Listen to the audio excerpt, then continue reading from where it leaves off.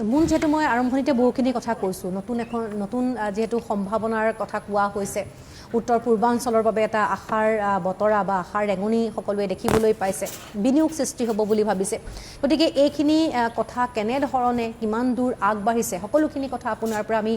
পুনতে জনাৰ চেষ্টা কৰিম বিশেষকৈ এই ভাৰত জাপান দ্বিপাক্ষিক যিখন বৈঠক অনুষ্ঠিত হ'বলৈ গৈ আছে সেই বৈঠকৰ পৰা অসম কি ক্ষেত্ৰত কেনেধৰণে লাভান্বিত হ'বলৈ গৈ আছে প্ৰথমে ধন্যবাদ জনাইছোঁ খুব গুৰুত্বপূৰ্ণ এটা বিষয় আলোচনাৰ বাবে লৈছে কিছু পৃথক বিষয় কাৰণ এই বিষয়সমূহ আলোচনা কৰাৰ প্ৰয়োজন আহি পৰিছে কাৰণ বিভিন্ন সময়ত আমি কেৱল অসম কেন্দ্ৰিক বিষয়সমূহ আলোচনা কৰোঁ কিন্তু আজি এক্ট ইষ্ট পলিচিৰ জৰিয়তে প্ৰধানমন্ত্ৰী নৰেন্দ্ৰ মোদী ডাঙৰীয়াই অসমক যিমানখিনি গুৰুত্ব দিছে উত্তৰ পূৰ্বাঞ্চলক যিমানখিনি গুৰুত্ব দিছে তাৰেই এটা মানে ফলস্বৰূপে আজি দেখিবলৈ পোৱা গৈছে যে জাপানে অসমৰ ক্ষেত্ৰত বিনিয়োগৰ ক্ষেত্ৰত আগবাঢ়ি অহা পৰিলক্ষিত হৈছে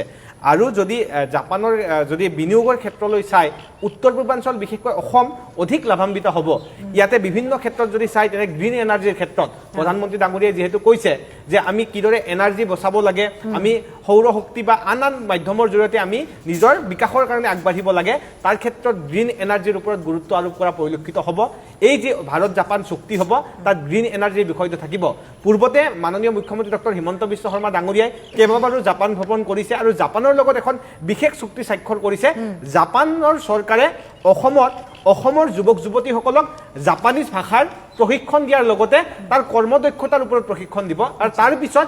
এই যে ছাত্ৰ ছাত্ৰীসকল আছে দক্ষতা বিকাশৰ জৰিয়তে তেওঁলোকক জাপানলৈ নিযুক্তি দিয়া হ'ব এক সুন্দৰ পদক্ষেপ কাৰণ স্বাধীন ভাৰতৰ পিছত অসমত আমি এটাই শব্দ শুনিছিলোঁ অসমক মাহিয়াই দৃষ্টিৰে চাই অসমক কেন্দ্ৰে সদায় মাহিয়াই দৃষ্টিৰে চাই সেই দৃষ্টিভংগীটো কিন্তু মাননীয় প্ৰধানমন্ত্ৰী ডাঙৰীয়াই এক্ট ইষ্ট পলিচিৰ জৰিয়তে নাইকিয়া কৰিলে আৰু প্ৰধানমন্ত্ৰী ডাঙৰীয়াই অসমখন বা উত্তৰ পূৰ্বাঞ্চলকে ভাল পায় সেই কথাটো প্ৰমাণিত হ'ল এতিয়া অসমত চাবা জাপানীজ ইণ্ডাষ্ট্ৰিয়েল পাৰ্ক মানে জাপানৰ যিটো কৰ্ম সংস্কৃতি তাত যিটো উদ্যোগৰ বিকাশ ভাষা এই গোটেই প্ৰক্ৰিয়াটোৰ লগত অসমৰ যুৱক যুৱতীসকলে দক্ষতা বিকাশৰ জৰিয়তে জাপানৰ লগত যাতে সংযোগ কৰিব পাৰে তাৰ ওপৰত গুৰুত্ব আৰোপ কৰা পৰিলক্ষিত হৈছে মানৱ সম্পদ উন্নয়নৰ ক্ষেত্ৰত এই যে আমাৰ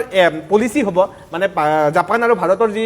সন্মিলন হ'ব সন্মিলনে বিশেষ গুৰুত্ব লাভ কৰা পৰিলক্ষিত হ'ব ইতিমধ্যে যিটো CM ফ্লাইট মানে চিফ মিনিষ্টাৰ ফৰেন লেংগুৱেজৰ যিটো ব্যৱস্থা আছে এই ব্যৱস্থাৰ জৰিয়তে মুখ্যমন্ত্ৰী ডাঙৰীয়া ইতিমধ্যেই এই কাৰ্যসূচী হাতত লোৱা পৰিলক্ষিত হৈছে আৰু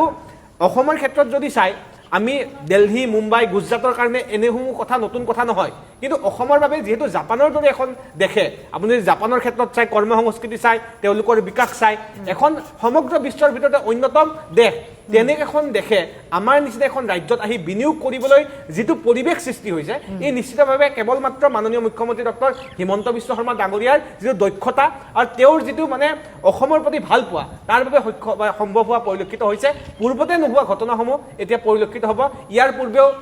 বিদেশী বিনিয়োগৰ ক্ষেত্ৰত যথেষ্ট কাম হৈছিলে কিন্তু বিভিন্ন ক্ষেত্ৰত বাধা আৰোপ কৰা হৈছিলে স্থবিৰ হৈ গৈছিলে কিন্তু এইবাৰৰ যিটো পদক্ষেপ নিশ্চিতভাৱে সফল হ'ব আৰু অসমৰ প্ৰতিটো ক্ষেত্ৰতে মানৱ সম্পদ উন্নয়নৰ ক্ষেত্ৰত হওক দক্ষতা বিকাশৰ ক্ষেত্ৰত হওক উদ্যোগীকৰণৰ ক্ষেত্ৰত হওক এই যে আমাৰ নতুন প্ৰজন্ম এখন নতুন প্লেটফৰ্ম পাব কেৱল মাত্ৰ নিযুক্তি মানি যে চৰকাৰী চাকৰি নহয় সেই কথাটো প্ৰমাণিত হ'ব আৰু অসমৰ যুৱক যুৱতীৰ যথেষ্ট প্ৰতিভা আছে আজি যদি চাই আমেৰিকা ৰাছিয়া বিভিন্ন দেশত গৈ অসমৰ যুৱক যুৱতীয়ে কাম কৰি আছে কিন্তু উপযুক্ত স্বীকৃতিৰ অভাৱত এইসমূহ কিন্তু আমি মানে উপযুক্ত স্থানলৈ লৈ যাব পৰা নাই সেয়েহে জাপানৰ লগত যিটো আমাৰ ভাৰতৰ চুক্তি হ'ব ইয়ে অসমক এটা নতুন মাত্ৰা দিব দেশৰ আন ৰাজ্যৰ তুলনাত অসম কিন্তু বেছি লাভান্বিত হ'ব উদ্যোগৰ ক্ষেত্ৰত বাণিজ্যৰ ক্ষেত্ৰত শিক্ষাৰ ক্ষেত্ৰত মানৱ সম্পদ উন্নয়নৰ ক্ষেত্ৰত